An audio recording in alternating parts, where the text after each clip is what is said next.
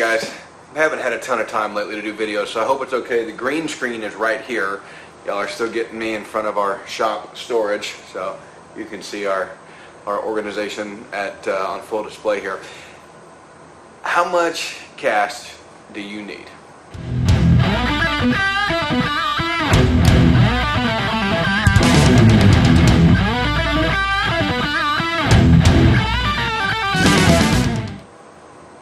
Okay, so in a video I did recently talking about everything that's coming, right, the hyperinflation, everything that we've got going on, one of the comments, somebody said, how much cash? Like you mentioned having cash on hand, mentioned having gold and silver, having money in stocks, having money in businesses, having hard assets, having good solid assets like cryptocurrencies, but you didn't actually state how much cash. I thought about it and I said, well, it's going to be different for everybody in everybody's situation. I also didn't want to give out what our current cash positions are. I didn't want that all over the internet. So what I thought about is I thought, okay, how can I put this into some principles that y'all can apply and look at and see, like, okay, how much cash do I actually need to have on hand? First off, let me just state, I'm not a financial advisor. I have no license in finance. I just can see the trends coming. I have a little bit of common sense that allows me to fight, I guess, what's going on around us and to hopefully be successful throughout my life. So I'm just sharing those thoughts with you guys. This is what we do and the principles on how we do this. If you're in a position to where, let's say you have a net worth of $150,000, right? You're a couple years out of college, you've saved up a little bit, you've paid off some of your house, and so for those of you that don't know, your net worth is your assets minus your liabilities. So you know how. And generally, okay, so unless you have like classic cars that are actually like collector's items, I don't actually add cars when I do mine. Really, I look at like my house, right? That to me is an asset. A whole argument about whether that's an asset or a liability, that's a different video. But you know, when I look at it, so that's really what I'm looking at. Is I'm looking at, okay, what can I get selling this thing, and is this thing likely to go down in value?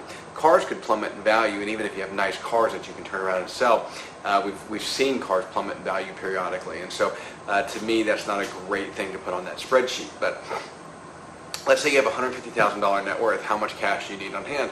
Well, there's the Dave Ramsey idea of you need a 3 to 6 month savings account, and that's really what you should have. There's a number of options on what you can do with that. You can get it out of the bank so that the banks don't control it, and you can keep $15,000 in a safe and a safety deposit box wherever.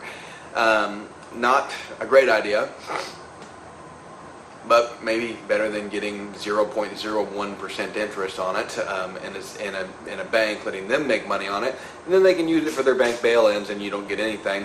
You have to ask their permission to get cash out, which I find really aggravating. Or you can take that money over to a federal credit union, and federal credit unions, you can look up the differences on them, but credit unions are a lot better than banks, and you can go to a credit union now, and you can take that same cash that you had in there, and you can put it in a money market account in that credit union. I've got a money market account that makes my savings account, I think it's 5.5%, maybe 5%, something like that. Right around there, even right now. So under normal times, that beats inflation, right? Right now I get it's not, but over the long term we know that the U.S. inflation is going to be around 3%. So that 5%, I'm keeping my savings account ahead of inflation, which means I don't have to add anything to it over the years. So it beats the Dave Ramsey principle. If Dave Ramsey says, well, you know, this is insurance, it should cost you money. Well, hell, I don't want mine to cost me money. So I'm going to put it in a money market account that makes above the inflation rate, so I don't have to, and it makes slightly above that, about 2% above that. So every 10 years I can pull a little bit out of it if I want to, or I just leave it in there. But let's just say we're going to put 3 to 6 months or 10% of your net worth in that account. That's one option. Another option is to split it. So you could put 2/3 in there, take a third out, and have a third in cash in a safe somewhere. That's another option, because then that gives you the ability to take advantage of things. People have trouble turning down when they see that cash in hand, and so it's a lot easier to negotiate deals when you come with a lunchbox full of cash, or you know, if I can pull out a couple $100 bills out of my pocket, I can get a little bit better deal on something. So that's a little bit better option than having a cashier's check. Saves you a little bit of money on deals and gives you a little bit more negotiating power. It is a little bit more risk. Your house burns down, somebody breaks in and steals it, you've got other issues there. So certainly wouldn't advise you keeping all of it deposit there, and I certainly wouldn't advise you keeping very much unless you have a really secure safe room or a vault or something like that that truly allows you to have some protection on there. Otherwise, keep it in the banks. Keep it, well, not banks, credit unions. Keep it in credit unions. We don't keep hardly anything in banks. I have a little bit in the bank just to protect in case there's like an overdraft issue or something like that, like a bill I forgot, or I wrote a check and I forgot that I forgot it was out there because somebody took 3 months to deposit it. Which, by the way, if that's you drive everybody crazy. Stop doing that. Deposit checks immediately. So, anyways, so we keep a little bit in that bank just for those issues. The other money that we keep for stuff like that is in a federal credit union. It's a local one. We know that we have the branch reps. We have their name on our phones. Like we can call them at any point in time. Call their cell numbers. It gives us a lot better customer service. You're no longer just a number, so we can go down there and get it. So that's a great option. Is having those credit unions. If you don't have a credit union, I would advise you to go open one up. It is a better bank, period, than whatever bank. I used USAA for years. I was brand loyal to USAA. Loved USAA. Credit unions kick their ass, and still use USAA for my homeowner's insurance, but pretty much other than having a small checking account with them, we don't have anything else there anymore. So bottom line is that the credit unions treat you like people. Banks, you're a number, and it doesn't matter what bank it is. So so there's a couple options: keeping cash in hand, keeping 10%, 3 to 6 months. Now here's where this changes. If you're an entrepreneur, have an entrepreneur spirit, have a side hustle spirit, have a side hustle you want to go after, or just want to be able to capitalize on things that come up and take advantage of situations that present themselves to you, you need a little bit more because you don't want to tap into that. Now you don't need that much in your emergency fund if you're going to set some others aside. So let's just change the numbers here. Let's say that your 3 to 6 months is $25,000. This is 3 to 6 months of expenses for you. And when I say expenses, I mean food, water, lights, mortgage. Like we're not talking about Netflix, right? So 3 to 6 months of expenses. If that 3 to 6 months of expenses, let's just say it's $25,000. Let's say we err on the 6 month side, which I personally would. It's $25,000. That meets most people's requirements. But if you're an entrepreneur or you have a side hustle or you want to capitalize on some things, maybe we lower this. Maybe we say, okay, how can we get those bills down a little bit?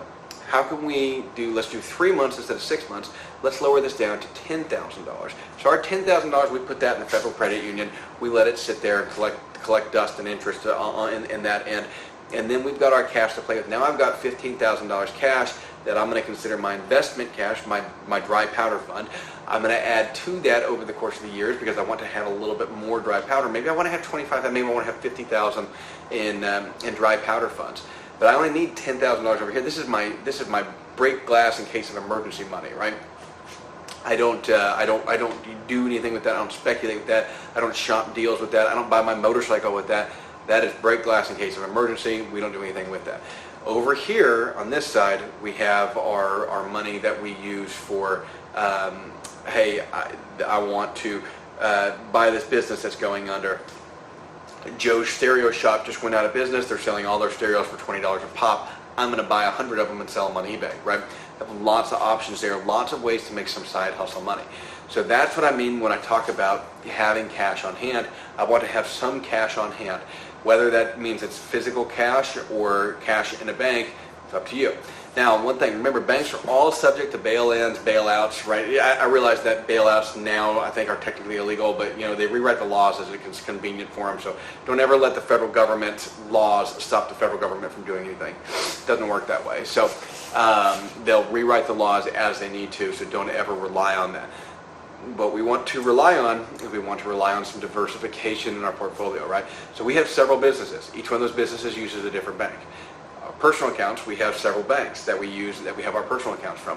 We have no more than $5,000 in any one account. So if it's identity theft and it gets cleaned out, we have no more than $5,000 in it. And most of our money is not in there. It's tied up with like Edward Jones or something like that anyway. So we want to we want to make sure that the banks do not have a singular access point to $60,000 of our money, especially if that's all the money we have. Sorry guys, I'm something out here like that, allergies or something. I don't know, something itching me like crazy. But we want to have these. We want to limit the bank's access to our money as much as possible.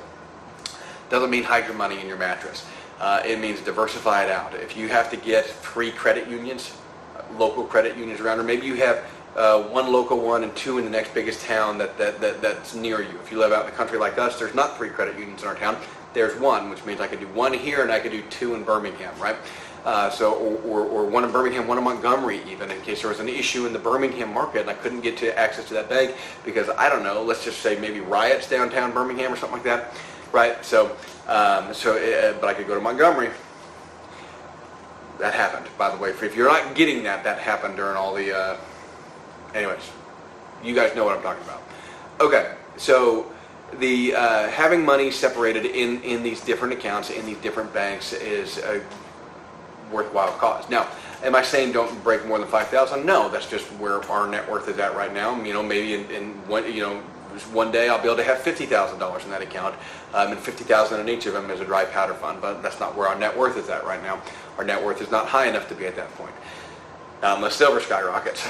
So, now, this doesn't include precious metals. We're not talking about precious metal storage or any of that stuff where you want to go get it stored at Miles Franklin. Don't store precious metals in your house. That'd be dumb. Anyways, this is just how to have cash available and ready to you. I, for one, don't want a bunch of cash and valuable stuff in my house, mostly because we have businesses, we have a YouTube channel, we have several YouTube channels, we're all over the internet. Lots of people can find out about us. I don't want my house to be subject to it. If my house burns down or is robbed, man, they're not getting much, right? They get a nice pair of sunglasses, about all they're going to get. There's just not that much nice stuff inside of our home that is worth anything for them. So if it burns down, there's not that much on the fire side of things that I have to worry about. Our stuff is protected in other avenues. And maybe we'll go over that here in the future. Actually, we'll go over that in the future. I'll give you options. I'm not going to tell you where our stuff is stored. Same way I did this, right? I give you options. I'm not telling you exactly how we do it. So anyways, guys, really appreciate y'all watching. For those of you wondering why I'm wearing the same shirt, it's because I did like 10 videos in one afternoon, and so I just released them on different days. That's why it's the same shirt. I didn't feel like changing. Thanks again for watching, y'all. I really appreciate it. If you like this content, please like and subscribe to the channel. If you've made it this far, definitely subscribe to the channel. Really appreciate it, guys. We'll talk to y'all later.